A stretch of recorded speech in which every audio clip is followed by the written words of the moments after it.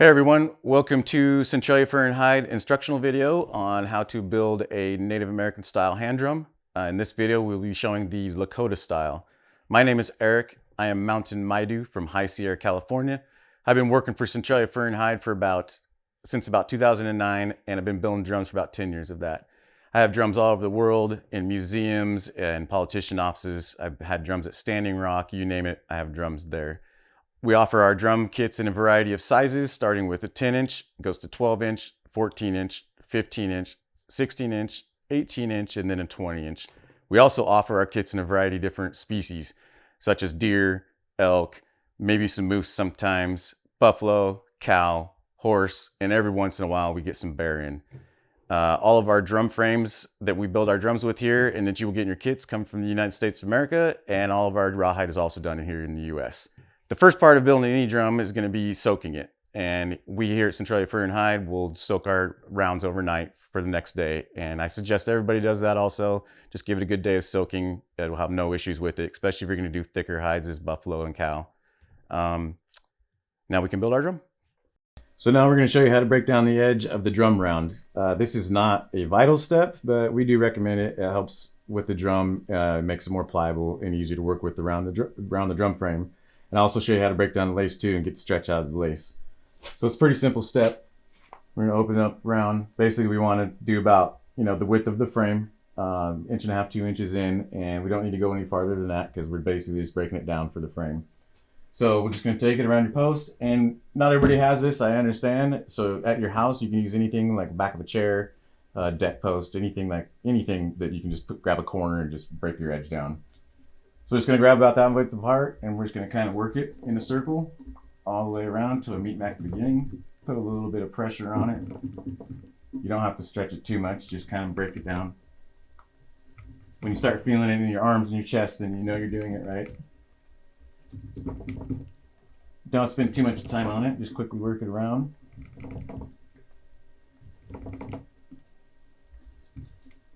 Back to where you started, and see the wrinkles around the edge should kind of look like that, and that means it's broke down good enough. And we'll grab your lace here. And we're kind of going to do the same thing. Just start with one end, wrap it around a post or whatever you have, pull a little tension on it, and kind of just work out the stretch. This will help your drum stay tensioned properly when it dries, because there will be nothing left to stretch out. And that is how you break down the lace in the edge of your drum. All right, so let's build our drum. So today we're going to be building our larger drums. I'm going to have a 15-inch deer drum here, for example. The way I'm tying this is how you're going to tie it from a 14-inch all the way to 20-inch. So for the 14-inch, 15-inch, 16-inch, 18-inch, and 20-inch drums are all tied this way. Tools you'll need is an awl. We sell these tri-awls here at our shop. They're great for poking holes. They come really sharp. They're awesome for thicker rounds, buffalo, cow, moose, such as that. A pair of scissors, and when you get your kit, you should have your frame, your round. The larger kits come with a 14-foot piece of lace. The 18s and 20s will come with an 8-foot and a 14-foot, and then your 2 leather handles for the wrapping the handle in the back. All right, so let's start building our drum. So, as always, we soaked our drum overnight, our round overnight. More than enough time to get it pliable and ready for us to use. We're going to center our frame just like we do in the smaller drums. I'm going to find the shorter side. We're going to start with that. Kind of give a little test, make sure everything comes up and over. All right. So first step is going to go straight across, put my lace straight across. And I always start with the side nearest me. It's easiest to do. So I'm just lining up my string right here just to kind of give me an eye visual, nothing big. So I'm going to poke a hole probably about 1/4 inch away from the frame and at least 1/4 inch from the edge so we don't rip our drum round through with a string. So we're just going to spin it 180 degrees. And take my lace, and as always we're going to start from the top and we're going to go down through the hole. Pull enough through and make sure you tie a knot. Don't leave yourself short. We're just going to tie a square knot 2 times, or a 1/2 inch, I'm sorry, I apologize, 1/2 inch, 2 1/2 inches on there. Should look something like that.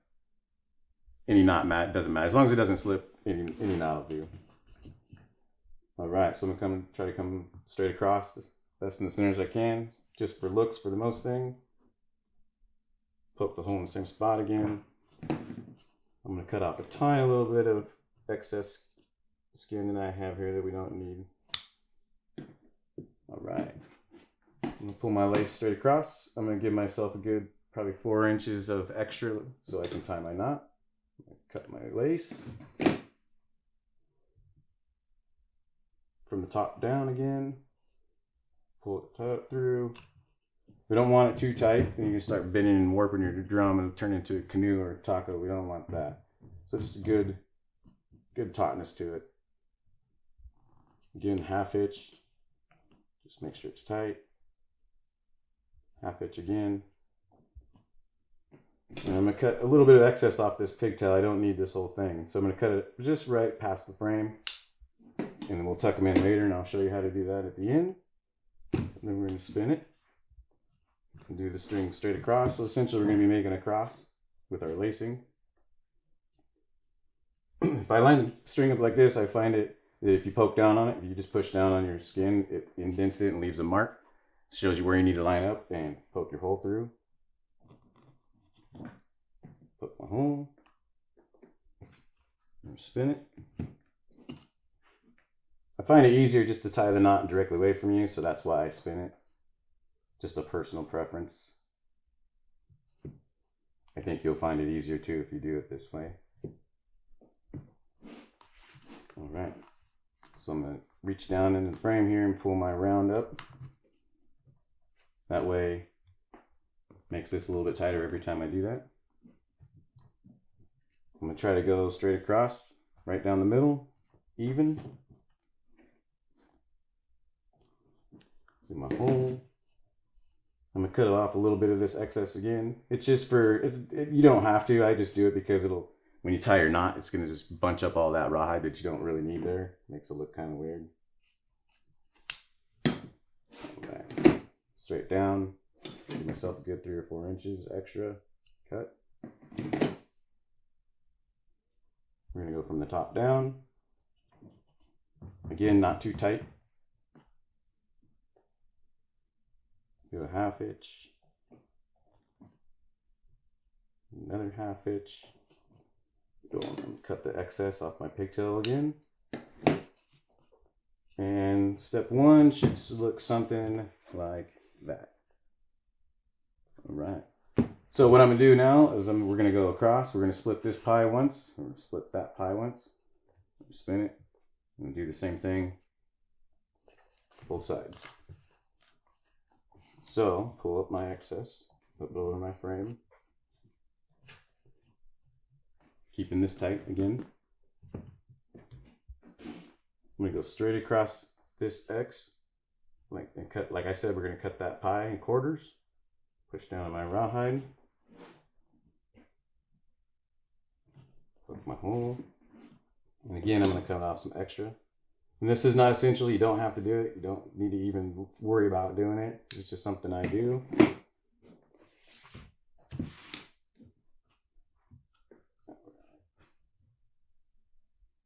Top down.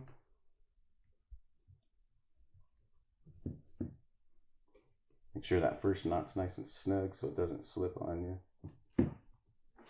All right. Make sure you pull up all your rawhide up and over the frame. Get as much up and over as you can. I'm going to cut this pie.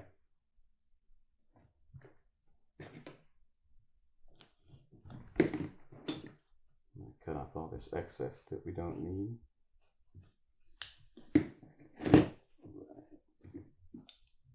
3 or 4 inches of extra. You tie your knot.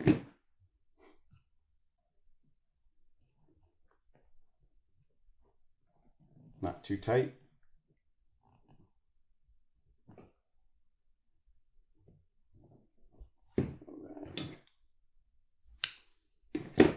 So I'm going to spin it, and we're going to do the opposite one. Instead of just doing this way again, we're going to spin it, and we're going to do this pie down in a quarter. And that way it keeps our tension tight. So what you essentially have is this for step 2. And then we're going to spin it, and we're going to do the same thing again. And again, it's just keeping our tension tight and even all the way around instead of just tighten on one side. So reach down pull up all my rawhide. And then each time you do this, you can see that kind of start getting a little bit tighter. And that's what you're looking for. We're going to split this in a quarter, right across the center of that X.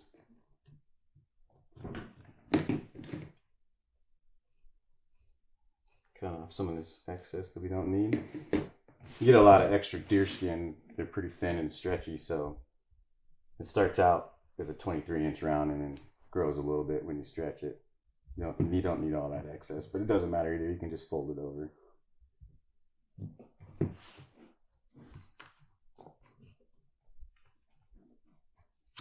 Put my rawhide up over my frame. Split that in a quarter. Get a hole. Remember, you don't want to poke your hole too close to the edge of your rawhide.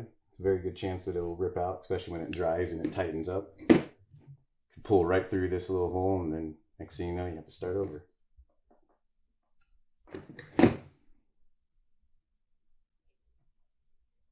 All right, top down. Not too tight.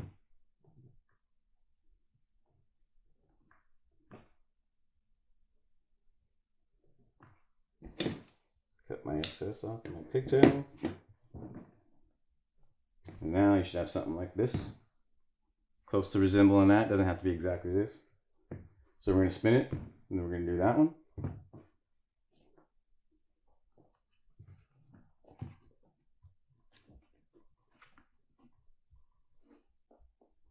Try to get it straight down the center. Get our hole. Cut off a little bit of this excess.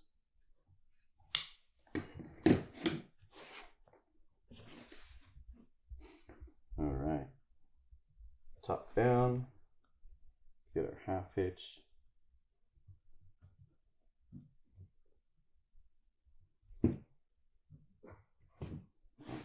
Make sure we get this all up tight.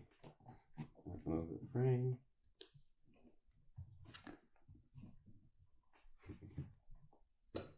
The tighter you pull that up and over the frame, the less wrinkles you'll have. It looks better. Doesn't do anything for the sound other than make the face of the drum a little more tight. But again, it's not super important to have to cut all that off. All right, not too tight.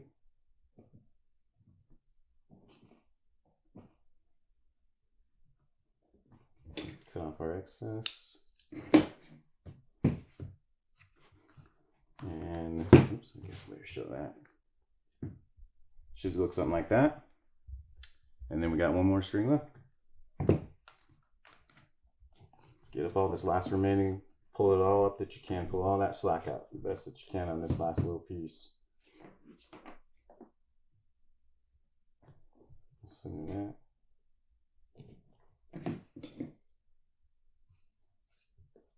Cut off some of this.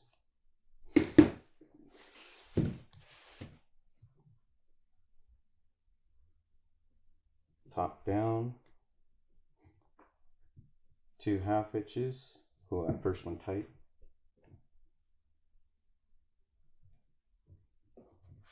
All right. Last knot. Get all this excess up that you can. You can almost hear it already, and it's not even dry. That's what you're looking for right there. Get our hole.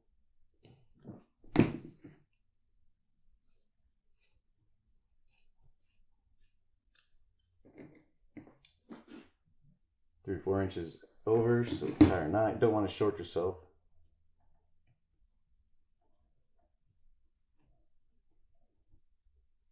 Half hitch. And a half hitch. Get off my excess. All right. You can always move your lace around a little bit. Your holes, just slide it all around. And then it should resemble something like this. When you get it strung up, something like that. All right, so now we tie our handle. Get our handle pieces here. Should come with 2 of these. I like to give a little stretch when I do it. That way, these get loose over time. Just by if you play it a lot, it definitely get loose over time. So the more excess of the stretch you get out of the leather, and the longer it'll last for you, it won't fall apart. All right, so we're gonna go straight across this. So we always want to use the bottom, the very first piece of lace that we tied. I like to use that one because that's the anchor of all your strings. So you tie that one in first, and you should have no problem with all the rest of your lace. So we're gonna go straight across it, and we're gonna do this big one in threes. So all the 14, 15, 16, 18, and 20s, you're gonna have 3 lacings in your handle piece instead of 2 like in the 10s and 12s. So we're gonna find the 3, and over the top, underneath your 3rd string, pull it tight from the center. If you keep your finger on it here in the center and kind of just either tuck this down in the center or hold on to it, it won't move on you. And then we'll just wrap. Keep it tight so it doesn't fall apart on you in the first time that you play it. So there's no designated number of wraps. I just like to do 3 or 4. Just depends on how big your hand is going to be.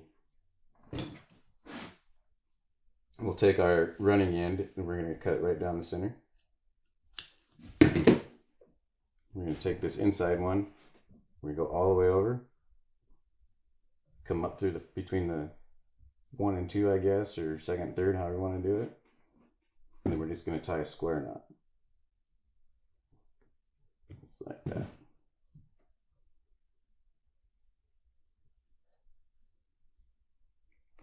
Square knot, pretty simple. Cut off some of this excess. Don't have to, you can leave it on, you can cut it. It doesn't matter. Not going to affect the sound of your drum. We're going to spin it straight across, and we're going to go straight across to the next 3. So it should look like this. 1, 2, 3, 1, 2, 3, 1, 2, 3, 1, 2, 3. So we're going to go straight across from the top, wrap it all the way over to that 3rd string, pull it tight. If you keep it pinched while you're doing this, it'll keep you wrapped tight, and your lace won't spin on you as bad. So pull that through. I'm going to cut it off. We're going to split it right at the center again.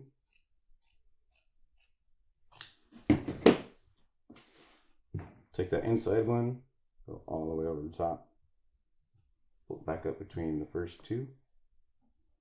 So you got this going on, tight square knot.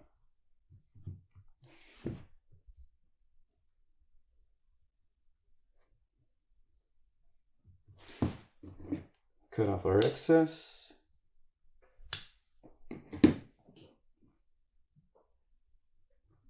And should have something like that for your first handle wrap. We're just going to spin it. We're going to do the next set of 3s. Same process. Go straight across. Again, it helps if you tuck this piece in out of your way, and you can kind of hold on to it better. Keeps it from slipping. I'm going to go all the way over. Pull it tight.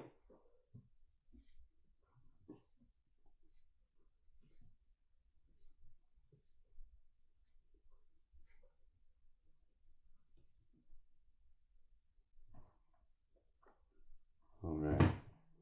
Pull back towards me. I'm going to split it straight down the center. Take our inside piece all the way over, up through the first 2. So you have this, and again, a square knot.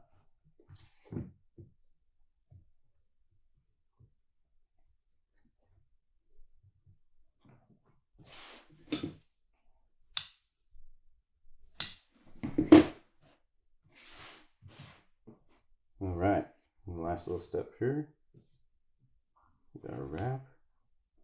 Make sure you pull that tight. All the way up and over the top. Again, there's no set number of wraps.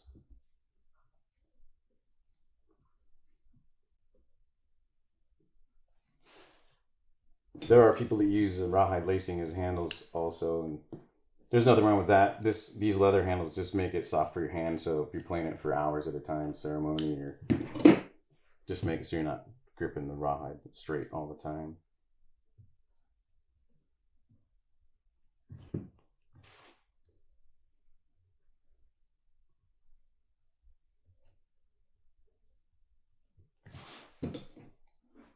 Alright, got our excess.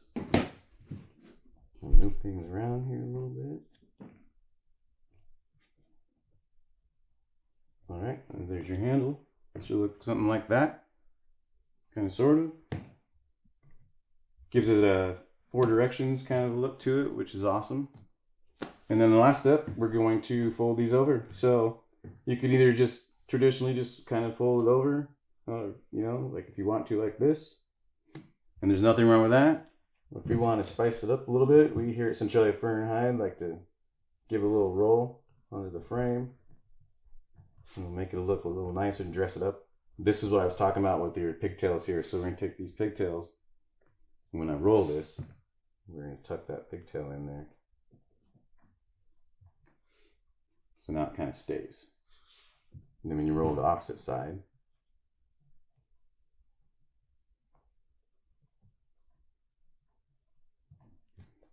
the pigtail should stay inside this, and then when it dries, it'll lock it in there essentially. So a lot of times you can get these loose and they'll buzz or whatever, and that kind of keeps it from happening. Plus it kind of looks a little nicer. So basically I'm just pulling the excess of my rawhide skin up and I'm just kind of rolling it down over the frame. Nothing too hard, nothing too complicated. And again, you don't have to do this part. This is just how we finish our drums.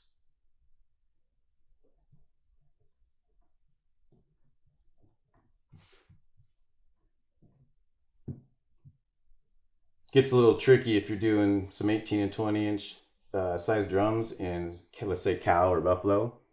And we try not to use tacks here at Centralia Fur and Hide, but there are some times where you'll have to use a tack with some thicker skins and everything, and you just kind of put some tacks in where you want just to hold it down so it doesn't come up and over the frame. And try to use as little tacks as I can. Sometimes you just can't help it.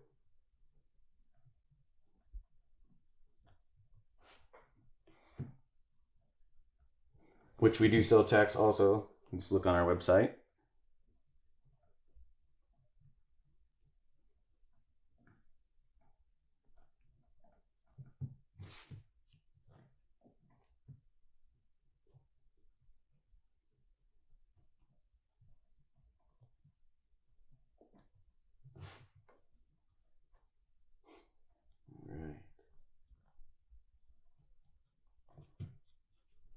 Again, I'm just pulling this all the rest of the way up as much as I can get that stretch out of it.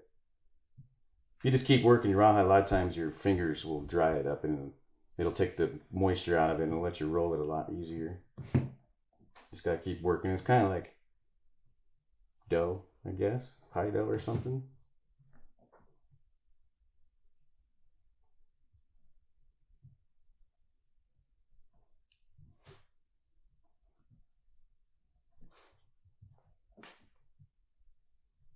Alright, my last roll here.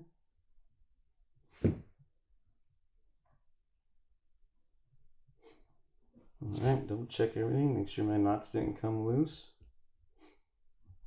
My handle's good, everything's rolled, I got everything tucked in how I want. Feels like I got good tension on the face of the drum. You can kind of already start hearing it make a sound.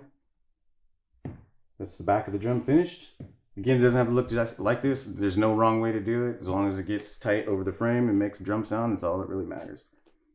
All right, so now that we have our drum built, the last step to building your drum is to let it dry. So here at Centralia Fur and Hide, we just let our drums hang overnight, basically on a nail, and just let it naturally dry. You could put it next to a fan, let some air blow on it, but just don't put it up to an open flame or a wall heater. We highly advise against that. It cooks the drum, it'll make it crack, it dries it too fast, such as that. Once it's dry the next day, you will have your finished drum. Should get a nice good sound out of it.